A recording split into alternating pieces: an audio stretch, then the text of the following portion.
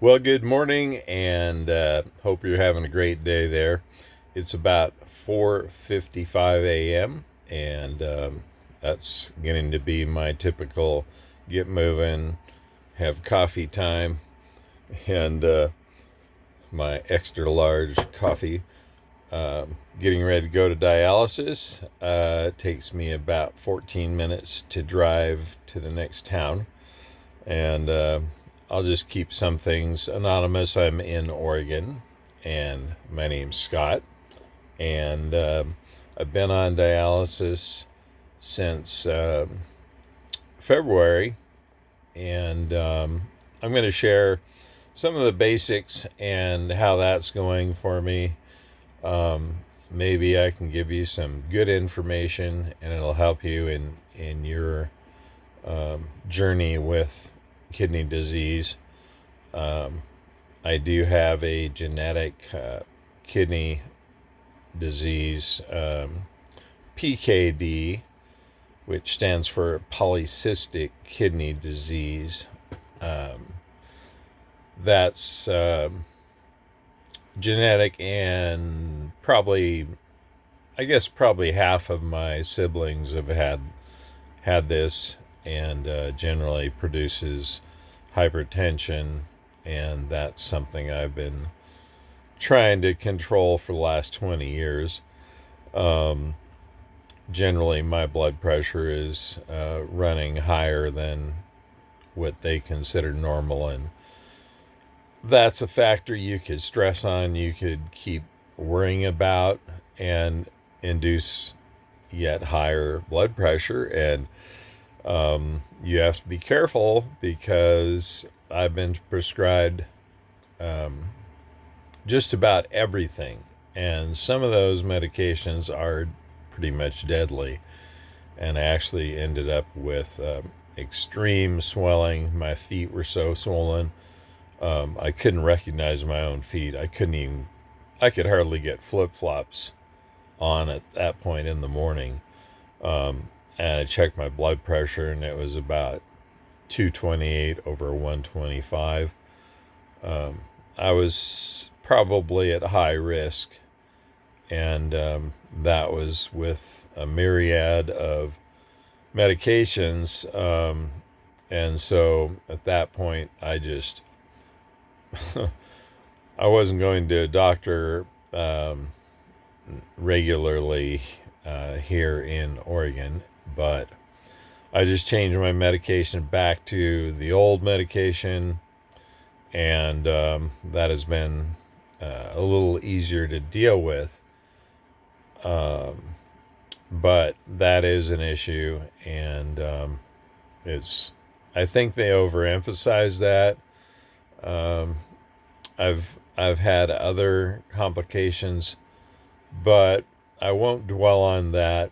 And I don't necessarily believe that more than 100-year-old um, medical technology known as blood pressure, the monitoring and extreme fixation that American doctors have on that, I think is not always the best thing. So there's a balance there. And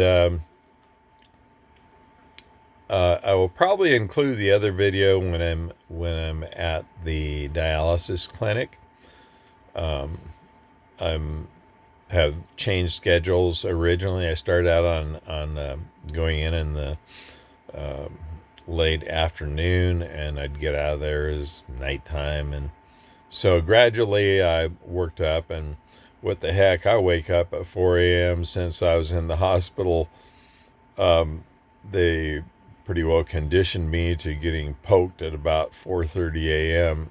every morning. Um, so I pretty much woke up for that, and now I'm just on that kind of schedule, which is okay. I get a lot more done. If I'm tired, I come home about 10 or 10:30 in the morning, take a nap, and then I make another run at the day. So I kind of have 2 days. A little driving involved, and the price of gas has made that crunch a little worse. But we're hanging in there, and I'm happy to say I'm on the transplant list. I have my initial appointments for all the qualifications, requirements, and there's a bunch of hoops they make you jump through. So they generally want you to be in very good condition to conform to what they want, so you have a successful non-rejection kidney transplant. So I'm optimistic about that, and in general, um, I'll tell you that I feel much better compared to April. I barely made it into the car to drive myself to my doctor's appointment, and then he sent me right over to get admitted in the hospital. And I kind of knew it was going to go that way. I was feeling pretty sick, and that consisted of being weak, extreme fatigue, and probably 2 or 3 times a week waking up and then suddenly, like very suddenly, having to vomit.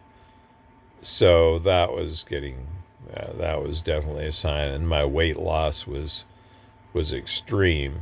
My weight had not been under 170 pounds probably since I was 30 years old.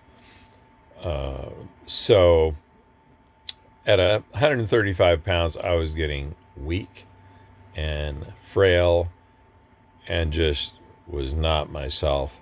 So I'll tell you right now, I'm pretty proud to say I'm up to nearly 165 pounds and getting some of my arm strength and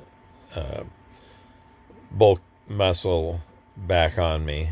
So I have a few hobbies, and I live a very active lifestyle. I'll include more information and just some here and there video of what I'm doing, what I'm capable of doing.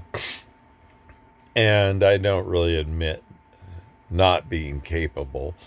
I've always had an active lifestyle. I don't have diabetes. I'm not overweight. And over 60, retirement age. And also I'll share that I was diagnosed initially in the 80s. So you can see this has gone, like more than 35 years that I dealt with this condition before it really progressed to the end.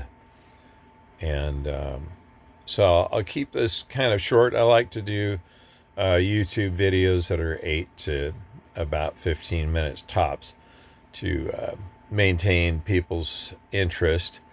And I'll share some of the projects I'm doing and some of the activities. I love everything from gardening to motorcycle riding, and I've ridden I don't know, I guess I've ridden bikes in 5 or 6 countries, and have not long ago was living in Asia.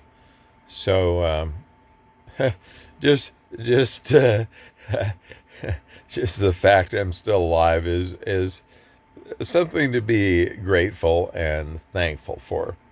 So with that, I will leave this until the next video. And if you have comments, I really encourage you to ask. And I do have a bit of extra time at this point. It's a new channel. I really appreciate you subscribing and clicking that like button.